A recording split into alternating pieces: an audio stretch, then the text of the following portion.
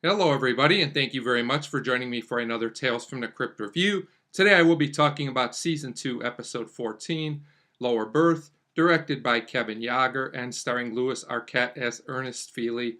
And as always, this episode review will contain spoilers. Lower Berth is a very interesting episode. I don't think it's a great Tales from the Crypt episode.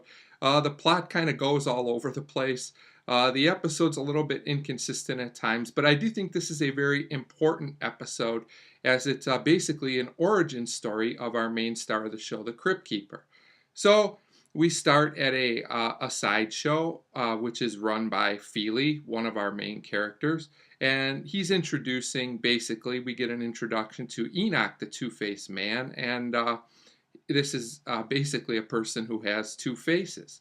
And he's not treated very well, you can tell. But I have to say the makeup effects, however you want to say it, on Enoch are done very, very well. Very effective, in my opinion. So there's also a man named Mr. Sickles who owns Enoch, and him and Feely have a discussion. It turns out Enoch is slowly passing away, and there's not much that Sickles can do about it. So at this point, Sickles is approached by another character, a Dr. Kling. They chat, and it turns out that Kling acquired this mummy, and he wants to make Sickles basically the owner of the mummy for just 40% of the profits. And Sickles is kind of not sure what to make of this. He's kind of curious about it, as he should be.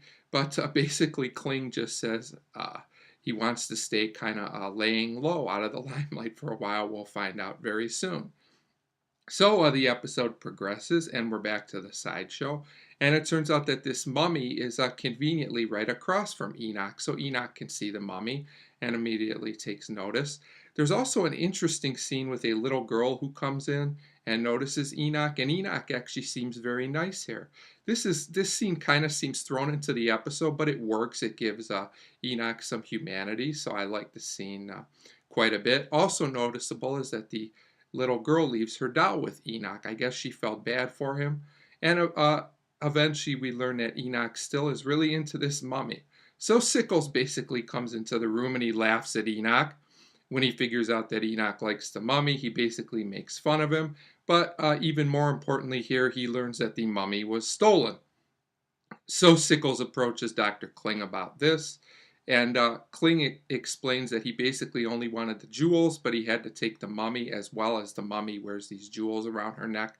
But he explains there's a curse, and anybody who tries to take these jewels meets with a less than happy fate. I'll just put it that way. So they argue, and Sickles kills Kling, kind of accidentally, it looks like, but it still looks like Sickles could probably be in trouble here. So it looks like he's ready to hightail it out of town. But first, of course, he just can't help himself. He has to stop and take the jewels. And at this point, he's kind of distracted, and Enoch takes him down. And even more importantly, it looks like our mummy, whose name is Myrna, I believe. It looks like she is now alive as well. So you may be able to see where this is going at this point. So we go back to Feely, and he's announcing Enoch and the mummy, to his customers, except that they're not there. They're basically gone. But what we do see when the curtain is revealed, so to speak, is the dead body of Sickles. It appears he should not have tried to take those jewels. Not one of the smarter Tales from the Crypt characters, as I like to say. So we go to a year in the future. This is the end of our episode.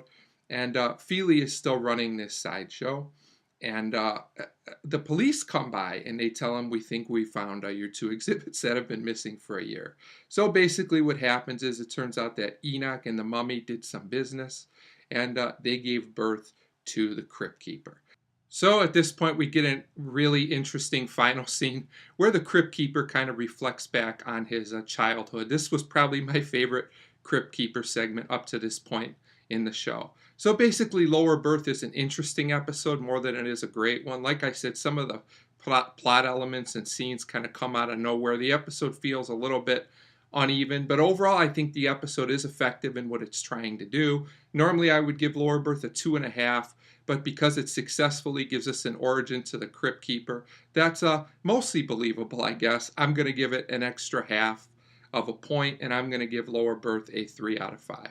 So a pretty good episode. Definitely an episode I think fans should watch if you are interested in the origin of the Crypt Keeper. So a 3 out of 5 for Lower Berth. And as always, thank you very much for watching.